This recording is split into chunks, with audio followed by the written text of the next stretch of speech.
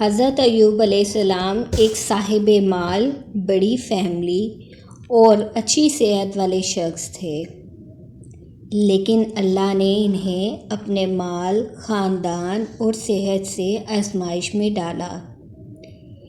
ان تمام مشکلات کے باوجود حضرت ایوب علیہ السلام نے اللہ کی رضا میں کوئی شکایت نہیں کی۔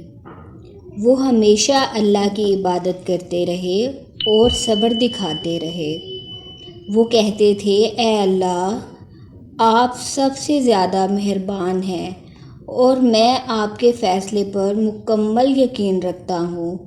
کئی سالوں کے بعد اللہ نے اپنی رحمت سے حضرت ایوب علیہ السلام کو شفا دی اور ان کا مال اور خاندان واپس کر دیا۔ حضرت ایوب علیہ السلام کا ثابت قدم صبر ہمیں یہ سکھاتا ہے کہ چاہے آزمائشیں کتنی ہی بڑی ہوں، اللہ کی مدد اور رحمت ہمیشہ قریب ہوتی ہے۔